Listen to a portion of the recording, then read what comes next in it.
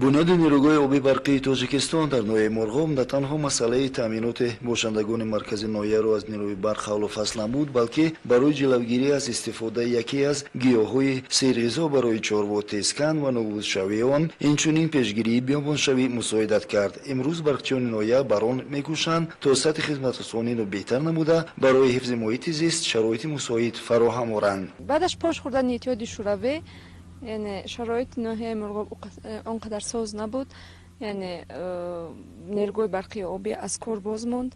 یعنی فقط در فصل تابستان مردم، برخی از مردم با برق تامین بودند، مخصوصا تمام مردم ساکنان نوع مرغوب از برای گرم نمودن خانه ها از تریسکن استفاده می‌بردند. یعنی یک نمودی رستنی که در مرغوب می‌رود، آن نه تنها برای سوزشواری بلکه برای خوراک اساسی چاروای شاخدار کلان، خصوصا برای قطوسا استفاده می شود و مردم، یعنی در چنانکه به همگان معلوم است نوع مرغوب ذخیره جنگل ندارد و برای سوزشواری همین رستنی را استفاده می بردند و سالهای آخر بیابانشوی حدود ناحیه مشاهده می گردید.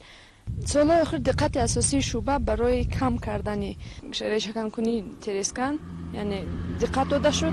در فصل تابستان یعنی استفاده نمودن تریسکن کمتر است و در فصل سرما استفاده کرده می شود و در آینده نزدیک امیدواریم که تمام ناحیه با برق تامین می شود، یعنی به استقلالیت برق می رسیم و کندن تریسکن کمتر می شود. یعنی یک قدم کلان برای پیشگیری نمودن بیابانشوی گذاشته می شود.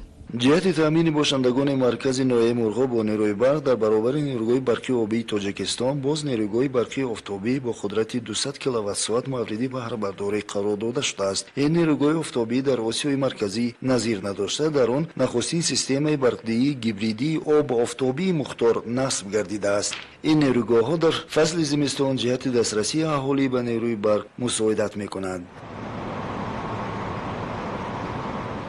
ما ساکنان ناحیه مرغوب خوشبخت از آن هستیم که در چنین شرایط حاضره زندگی میکنیم. سالهای پیش چنین شرایط در ناحیه ما نبود. ما فقط از تریسکن و هیزم استفاده کردیم. در مدت 30 سال است که ما صاحب برق شدیم و افتخار در از آن میکنیم که ما از چنین برق استفاده میکنیم. در سال 2018 اساسگزار صلح و وحدت ملی پیشوای ملت محترم امام علی رحمان به ناحیه مرغوب سفر کرد و چنین نیروگاه برقی را برای ساکنان ناحیه هدیه کرد. ما افتخار از آن داریم که در طول 30 سال استقلالیت آرزوی ما جامعه عمل پوشید. جهت بازم بهتر نمودن تامینات دهاتیان با نیروی برق مطابق نقشه در جماعت‌های ناحیه نصب چنین نیروگاه‌های خرد آفتابی به نقشه گرفته شده است. با مورد استفاده قرار داده شدن این انشاءات تامینات روستاییان با این نعمت بی‌بها بازم بهتر خواهد گشت.